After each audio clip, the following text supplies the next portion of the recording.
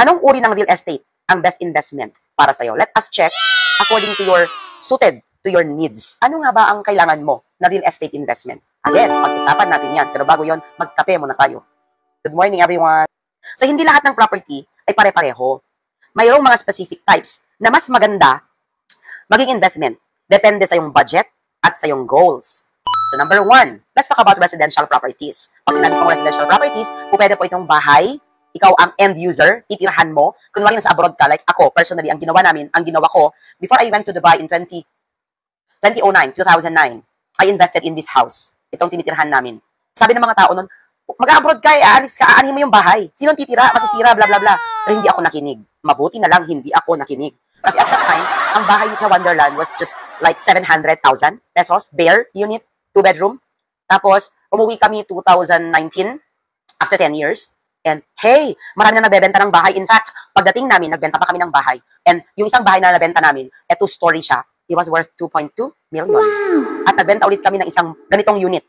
It was worth 1.5 million. Oh, wow. Zay, naloka ako, dumobol. Diba, dumoble siya in just a span of 10 years. So, ibig sabihin, user end, ako gagamit. But actually, when I was in Dubai, nung natutunan na namin way back 2016, 2017, ang real estate investing, nung may mentor na kami doon, may coach na kami, si Pastor Dan. Shout out, Pastor Dan and Ma'am Danj. Nung naturuan na kami ng real estate investing, doon lang ako na-open sa pagpaparent. And pinarenta ko ito for 1 year sa isang doktor na nag-work malapit dito, isang hospital malapit dito. Hey, diba? Kumita pa ako. That is passive income. Passive income. So, it was not generating already because yung kanilang renta, yun na yung monthly amortization ko. Yun. That is why I'm very confident to say na talagang kikita ka sa real estate. Kahit bahay pa yan. Pag pinaupahan mo, meron pa rin yan income. But, again, kung end user ka, residential property, bahay, titirhan mo, well, that is security for your family. Right? Kasi may titirhan ka. Kung umuwi kami, pandemic time, tapos wala kaming titirhan, kami ang mangungupahan after 10 years of hard work abroad. Diba? So, buti pala, meron tong bahay. Yun nga lang, wow. Nagtsaga yung mga magulang ko na i-maintain siya monthly, maglilinis sila, gano'n, basta gano'n, everything. But it pays off. It pays off. It is worth it. Kasi meron kaming bahay ngayon. Diba? Bahay. Another one, condominium. Sabi na naman ng iba, ayoko ng condominium, ang liit-liit, 21, 23 square meters. Ano yun? Para siyang posporo, para siyang ano. Yes. Pero, ganun po talaga ang mga condominiums. Hindi po kailangan na, kasi po, pwedeng vertical ang bahay, or, diba? So, kung vertical po ang bahay, pataas, unit lang po talaga kasi meron po kayong condominium certificate. Again, ang condominium, pwedeng end user ka kung nasa Manila ka, along the city, kasi ang condominium naman usually nasa city or the outskirt ng city. Wow. Diba? So, yun yung mga minimalist living. So, pwedeng low-rise, mid-rise, or high-rise na mga condominiums. But ideally, it is good for OFWs who are working abroad and parang sa akin, pinapaupahan. Sa condominium po kasi, mas maganda na yun ang bilhin mo, pag-investan mo pag nasa abroad ka at parentahan mo because meron po yan property management. Ibig pong sabihin ng property management, may nagme-maintain po niyan ng yung unit mo. So, paano pag may nasira, paano pag tinakasan, paano pag ganyan, doon po papasok ang leasing tenancy agreement. Meron po tayong rental agreement na tinatawag. Sa isang pagkakataon, pag-usapan din natin yan para po makasiguro tayo na kapag nagpapaupa tayo, kahit malayo po tayo, ay secured ang ating property at hindi po niya pwedeng masira kasi naka-notarize po lahat yan. Magkakakaso po sila kapag sinira po nila yung property at hindi po na-maintain. So, another one is apartment. Napakagandang mag-invest apartment kung may lupa, tapos patayuan mo siya ng apartment, kahit unti-unti. May kilala ako na unti-unti ang pagpapatayo. First is yung pinsan ko actually, nung nag-abroad siya, meron siyang apartment malapit sa school. So, una, ang pinag-investan niya lupa. Binili niya yung lupa, tapos installment. After paying the lot, nag-put up na siya ng apartment. First floor muna. Yan. Ground floor. Tapos first floor, then second floor. So now, it's finished na sa third floor. And it's around like 15 units. Even yung isang kasama namin, shout out kay Ma'am Alu. Yan, may paupahan din siya kasi nag-abroad din siya. Na nasa abroad, nakabili din siya ng isang property dyan sa Tuguegarao City, malapit sa school. At meron siyang 11 na rooms. 11 units. So, yun pa lang, wow! Magkano ng bed space na yun sa Tuguegarao City? Amounting to 5,000? Ganon. Tapos pagka kwarto, amounting to 10,000. Kasi meron yung condominium dyan sa Tuguegarao City.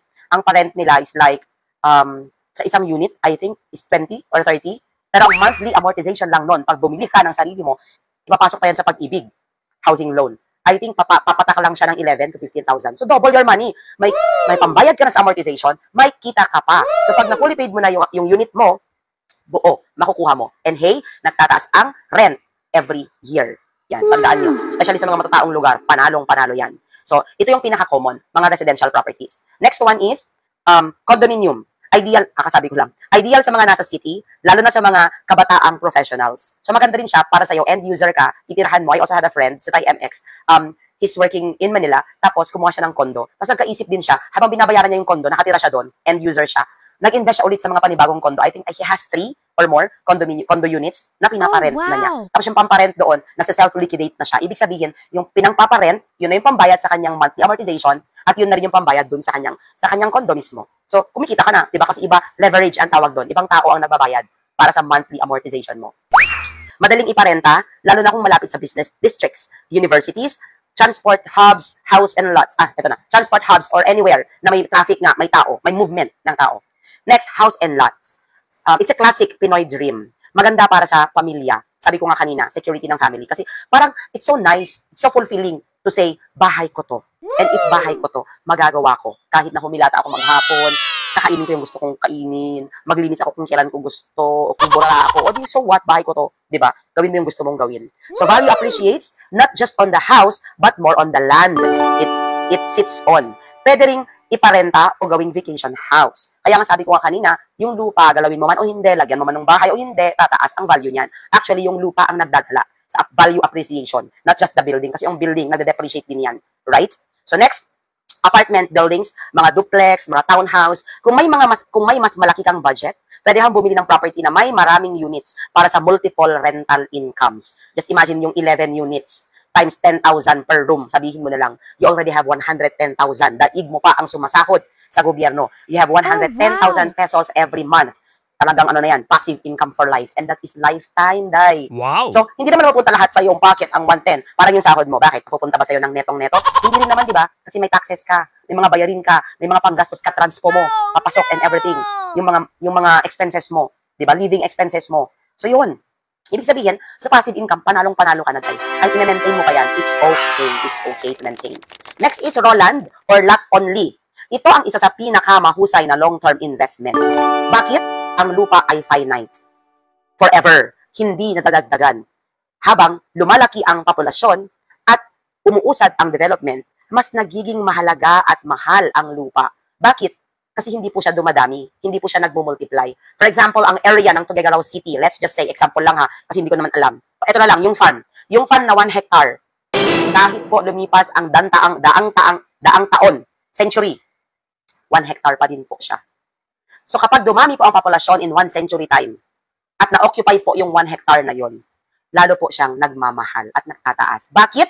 Law of supply and demand, di ba? Kapag mataas ang demand, pero yung supply just the same, mas nagmamahal po siya.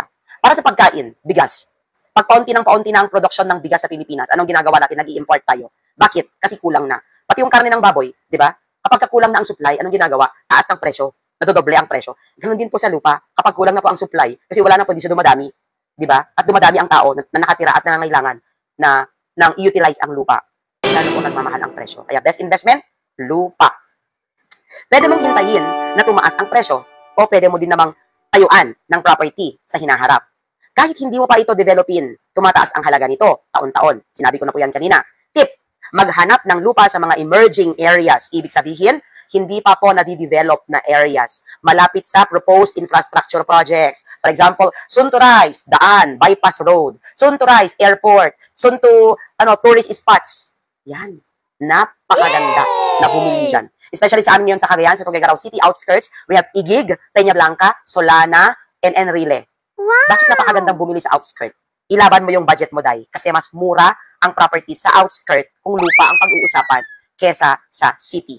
Especially now, city is congested, crowded, yes. Super mahal ang properties dyan. Pero, talk to a real estate broker. My husband is a licensed real estate broker. Yes. I-add niyo po siya, subscribe po kayo sa kanya, itanong mo kay broker sa YouTube, sa TikTok, sa Facebook. Itanong mo kay broker. Yan. He's a licensed real estate broker and he has his realty, FPL Realty, at nagbebenta po kami ng mga properties. So, kaya very confident din ako na magsabi kasi alam ko din yung mga presyohan. Kaya sa Tuguegarao City po, if you are investing in Cagayan Valley, here in Luzon, Northern Luzon, mas pinakamaganda po ang mag-invest sa outskirt. But of course, we also sell within the city. Meron pa naman mga properties within the city na affordable at pwedeng long-term. Ayan. So, let's talk about another one. Commercial properties. Kung talagang malaking pera mo, ito ang magandang pag-investan. Store, office, warehouse. Ito ay para sa mga mas malalaking investment nagbibigay ng mas mataas na rental income, pero mas mataas din ang maintenance at initial capital. Kasi when we talk about investment, hindi ka mag-i-invest ng wala kang capital. Kailangan mo ng capital. Abangan ng part 3. Subscribe for more.